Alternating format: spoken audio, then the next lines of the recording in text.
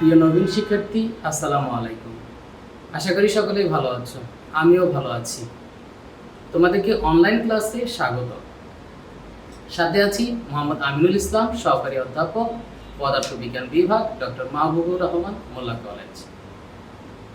আমি গত ক্লাসে আলোচনা করেছিলাম ভেক্টর অধ্যায়ের ভেক্টর বিভাজন এবং ভেক্টর বিভাজনের উদাহরণ এবং কিছু গাণিতিক সমস্যা।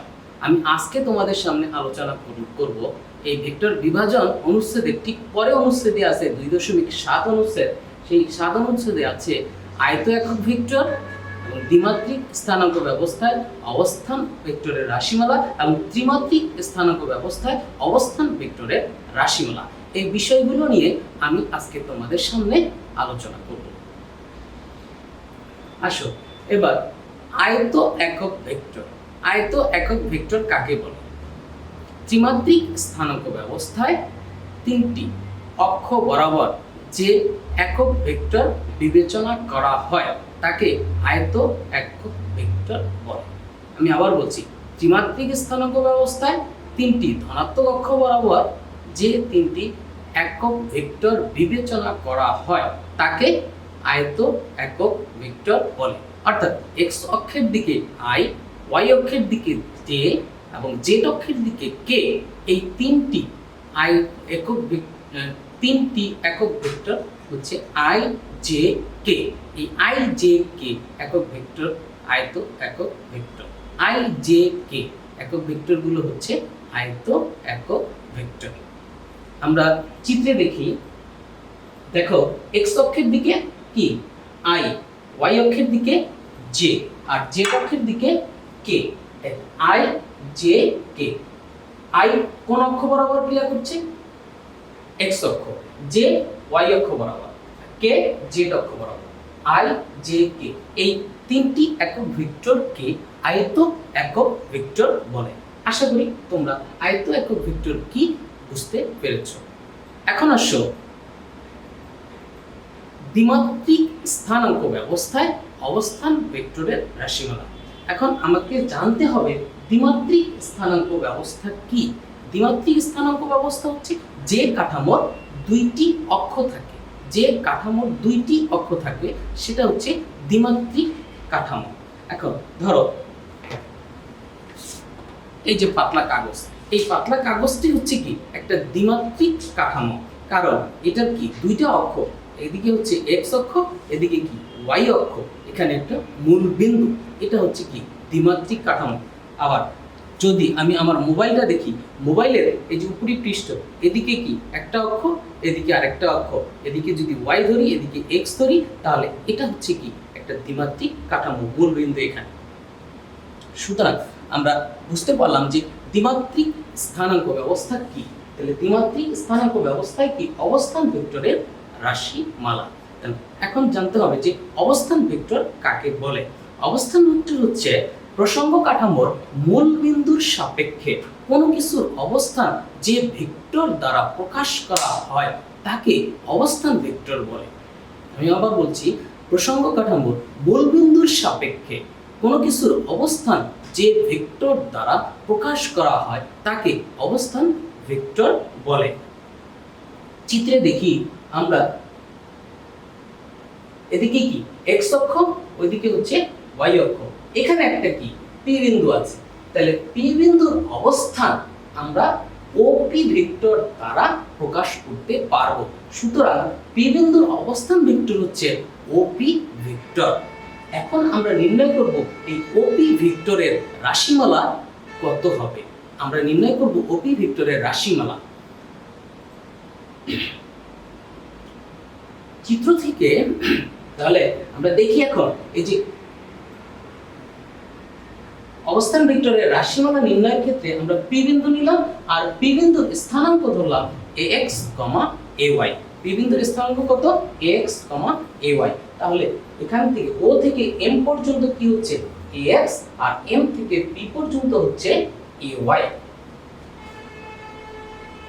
ত্রিভুজ যোগের যে সূত্র, এই সূত্র অনুযায়ী আমরা লিখতে পারবো OP vector equal OM vector plus MP vector. OP vector equal to OM vector plus MP vector. এখন ত্রিভুজ যোগের নিয়ম, ত্রিভুজ যোগের যে নিয়ম, এই ত্রিভুজ যোগের নিয়মটা কি? ত্রিভুজ যোগের নিয়মটা হচ্ছে একটি ত্রিভুজে দুইটি সন্নিহিত বাহু বরাবর একই ক্রমে দুইটি ভেক্টর নির্দেশ করলে তৃতীয় বাহুটি ওই ভেক্টর দ্বয়ের লব্ধি নির্দেশ করে। একটি ত্রিভুজের দুইটি সন্নিহিত বাহু বরাবর একই ক্রমে দুইটি ভেক্টর ক্রিয়া করলে তৃতীয় বাহুটি বিপরীত ক্রমে ওই ভেক্টর দ্বয়ের লব্ধি নির্দেশ করে। লব্ধি হচ্ছে দুইটা ভেক্টরের যোগফল। তাহলে চিত্র থেকে আমরা বুঝতেই পারবো যে ও পি এম বা ও এম পি এই যে একটা ত্রিভুজ, এই ত্রিভুজের দুইটা সন্নিহিত বাহু ও এম, আরেকটা সন্নিহিত বাহু হচ্ছে এমপি। তাহলে ও এম বরাবর একটা ভেক্টর, এমপি বরাবর আরেকটা ভেক্টর, এই দুইটা ভেক্টরের যোগফল তৃতীয় বাহু হচ্ছে কত? ওপি। তাহলে ওপি ভেক্টরটাই হচ্ছে কি এই ওএম এবং এমপি ভেক্টরের লব্ধি। সুতরাং আমরা লিখতেই পারি OP vector equal OM vector plus MP vector. আশা করি তোমরা ত্রিভুজ যোগের নিয়ম অনুযায়ী যে এখানে লেখা হয়েছে OP vector equal OM vector plus MP vector, এটাও বুঝতে পেরেছো। ওপি ভেক্টরকে আমরা এ ভেক্টর দ্বারা প্রকাশ করি আর ওএম ভেক্টরকে ax দ্বারা প্রকাশ করি। আবার এমপি ভেক্টরকে ay দ্বারা যদি প্রকাশ করি তাহলে a vector equal to ax vector plus ay vector. এখন আমরা আয়ত একক ভেক্টর নির্ণয় করার সময় আমরা বলেছিলাম যে x y z তিনটি অক্ষ বরাবর যে একক ভেক্টর গুলো বিবেচনা করি তাকে আয়ত একক ভেক্টর বলে। x অক্ষের দিকে i, y অক্ষের দিকে হচ্ছে j, z অক্ষের দিকে k, এই তিনটি একক ভেক্টরকে আয়ত একক ভেক্টর বলে। একক ভেক্টর আমরা কিভাবে পাই? একক ভেক্টর পাবো কোন ভেক্টরকে ওই ভেক্টরের মান দ্বারা ভাগ করলে একক ভেক্টর পাওয়া যায়। কোন ভেক্টরকে ওই ভেক্টরের মান দ্বারা ভাগ করলে একক ভেক্টর পাওয়া যায়। সুতরাং আমরা একটা ভেক্টর ax ভেক্টরের মান হচ্ছে ax, তাহলে ax vector divided by ax equal to একক ভেক্টর হচ্ছে i। অতএব ax vector equal to ax i। আবার ay vector divided by ay ভেক্টরের মান হচ্ছে ay, তাহলে ay divided by ay equal j। সুতরাং ay vector equal to ay into j। অতএব আমার অবস্থান vector a vector equal ax এর মান আমরা পেয়েছি axi, ay এর মান পেয়েছি আমরা ay ইনটু j। অতএব a vector equal two axi plus ay j। এটাই হচ্ছে কি p বিন্দুর অবস্থান ভেক্টর। p বিন্দুর অবস্থান ভেক্টর আমরা পেলাম দ্বিমাত্রিক স্থানাঙ্ক ব্যবস্থায় a vector equal axi plus ay j। অনুরূপভাবে দ্বিমাত্রিক স্থানাঙ্ক ব্যবস্থায় b ভেক্টরের রাশিমালা হবে bxi প্লাস byj। c ভেক্টরের রাশিমালা হবে cxi প্লাস cyj। আশা করি প্রিয় শিক্ষার্থী তোমরা দ্বিমাত্রিক স্থানাঙ্ক ব্যবস্থায় যে অবস্থান ভেক্টরের রাশিমালাটা বুঝতে পেরেছো। তাহলে অবস্থান ভেক্টরের মান আছে, আবার কি দিক আছে। তাহলে এই অবস্থান ভেক্টরের মান আমরা এখন নির্ণয় করব। অবস্থান ভেক্টর a এর মান নির্ণয়, a এর মান নির্ণয় আমরা পিথাগোরাসের সূত্র অনুযায়ী আমরা লিখতেই পারি OP স্কয়ার তার মানে অতিভুজ স্কয়ার ইকুয়াল ভূমি স্কয়ার যোগ লম্ব স্কয়ার। এখানে ভূমি কত? OM, লম্ব হচ্ছে MP। অতএব OP square equal to OM square plus MP square. OP এর মান কত? A, তাহলে A স্কয়ার, OM এর মান হচ্ছে AX, AX স্কয়ার, আর MP এর মান হচ্ছে AY। সুতরাং a vector equal to root over ax square plus ay square।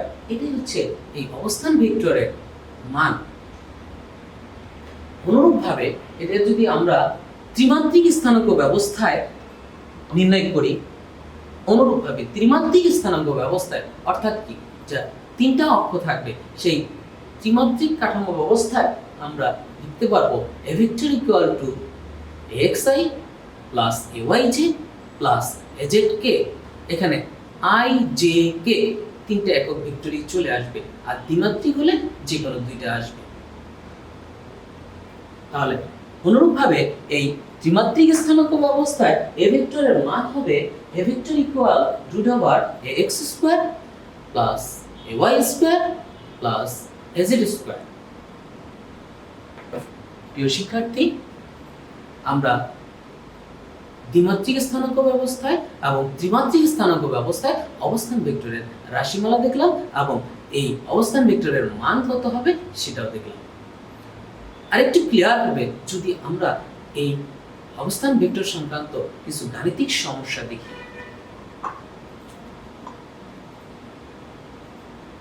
গাণিতিক সমস্যা দেওয়া আছে a vector equal 5i plus 3j plus 4k। এখন কোশ্চেন হচ্ছে a ভেক্টরের মান কত। 2 নম্বর কোশ্চেন, x y তলে a ভেক্টরের মান কত, y z তলে a ভেক্টরের মান কত। সমাধান দেখি। তাহলে a ভেক্টর এর মান, a ভেক্টরের মান a সমান আমরা একটু আগেই দেখলাম যে root over ax square plus ay square plus az square। তাহলে x হচ্ছে i এর সহগ, এখানে i এর সহগ কত ছিল 5, তাহলে 5 স্কয়ার, আর ay হচ্ছে j এর সহগ, j এর সহগ ছিল কত 3, তাহলে j স্কয়ার, আর az এর সহগ হচ্ছে k এর সহগ, k এর সহগ ছিল 4, তাহলে root over 50 একক, অর্থাৎ a ভেক্টরের মান হচ্ছে 50 একক।